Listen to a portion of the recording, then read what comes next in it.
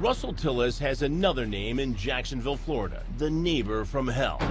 The neighbors would tell me of scenes of him chasing women down the street, screaming in the middle of the night. A resident evil, whose dark presence terrorized residents on a quiet street for years. He's threatened my wife going to work. But as you're about to find out, this man is much more than a public menace. Tillis was heard on a jail wiretap telling an inmate about a body. Russell Tillis is no stranger to trouble. He's got enough mugshots to fill an album. And a long rap sheet.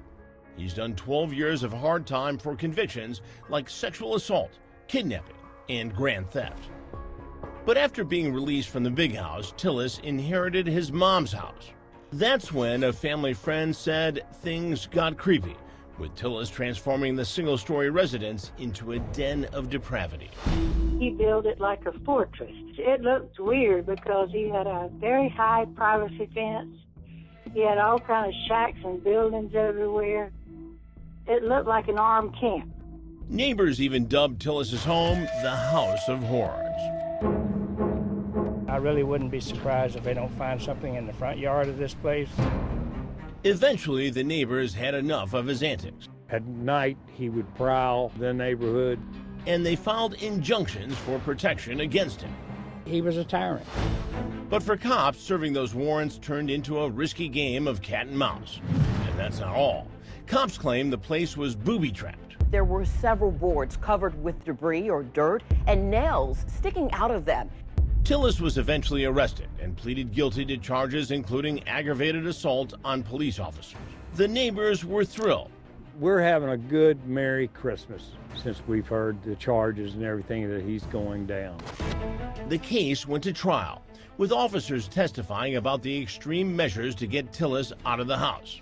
Now, they got information that the place may have been booby-trapped with razor wires. So what the sergeant decided to do was to throw rocks at the window to get him to come out. When Tillis came out of his house, an officer said Tillis charged him. From where you're at, I want you to close it on me as fast as you can. Here's a ponytailed Russell Tillis in court, watching intently as the prosecution played surveillance video of that dangerous chase. I had a nail go through the bottom of my boot. At the top of the screen, you can see Tillis tearing across his yard. The officer is hot on his trail. But the case was declared a mistrial. Tillis stayed behind bars, and that trial was child's play compared to the dark secrets that would spill out of Russell Tillis's cinderblock jail cell. Tillis was overheard in jail saying he had killed someone. Court documents revealed Tillis boasted to another prisoner that the someone was a local prostitute. Detectives wiretapped the jailhouse snitch to capture Tillis's admission on tape. Armed with that intel, cops revisited the spooky house where excavators bulldozed the front yard. There could be something buried out there anywhere. Then, after 2 days of searching, a chilling discovery. They found a skull and several bones. Cops unearthed dismembered remains, wrapped in a cloth and scattered in 3 different locations around the property. But the identity of that person remained a mystery until the autopsy results came back. That victim was a 31-year-old woman named Joni Lynn Gunter. She died of blunt force trauma to the head. From the outside, Russell Tillis's home looked seemingly normal. But like a scene from Dexter, cops made horrifying discoveries about the madman living inside. Police took more than 800 evidence photos at the home. Inside, they found power tools, blades, chains tied to the ceiling, and chemicals. Police say Tillis targeted vulnerable women who lived on the fringes of society. But was Tillis the only killer in the House of Horrors? Also captured on the jailhouse wiretap, he tells the informant it was actually his brother Claude's idea to kill Joni Gunter. Police bring Claude in for questioning. We know more than what you think we know already. Well, I Why else do you think we would have you here? I don't know. Honest to God, other than well, look, I'll give you DNA. I got no problem with that because, like I said, I ain't done nothing. Police took DNA swabs from Claude's mouth and then put the Tillis brothers face to face to see if one of them would turn on the other. They're gonna arrest me and put me in jail for something I haven't even done. Claude lays into Russell, telling him he can't believe his own brother would try to frame him for murder. One way or the other, I don't care how bad I feel about you and the things you've done to me over the years and the things I've done to you, and this is not something I would do to you. I just wouldn't do it. Claude Tillis has not been arrested or charged in connection with Joni Gunter's death.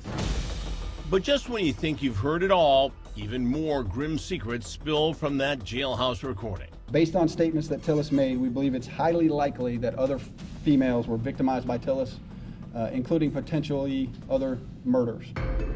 Detectives head back to Tillis's home to look for more victims.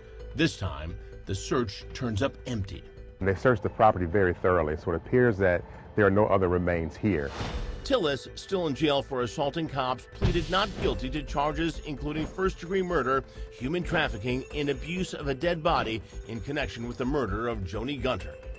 Since then, the house has been demolished, and Tillis is awaiting trial. If he's found guilty, the neighborhood bully could face the death penalty, putting a permanent end to his reign of terror. I'm joined now by News 4 Jax anchor Jenese Harris, who's been covering the Russell Tillis story from the very beginning. Jenese, let's start with the murder case. What's the status on that trial? Russell Tillis's murder trial may not happen until next year. His attorneys have been asking for more time because there are so many details to research in this case. You've also talked to terrified neighbors who lived next door to Tillis. Tell us about some of those conversations.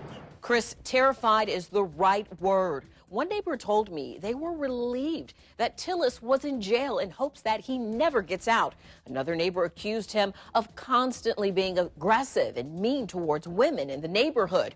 One person said that living next to Tillis was a nightmare. Didn't some of them report that he once had a woman chained to his fence? Yes, Chris, his next door neighbor. The same neighbor is expected to testify in court for the murder trial when it begins. Anchor Jenese Harris, thank you for the update, and we'll continue to follow this case on the show and at CrimeWatchDaily.com. I'm Chris Hansen. If you like this story, make sure you tune in every day to Crime Watch Daily. You can find where the show airs in your city at CrimeWatchDaily.com. Watch it live or record it on your DVR and watch it at night. And to all those criminals out there, remember, we are watching.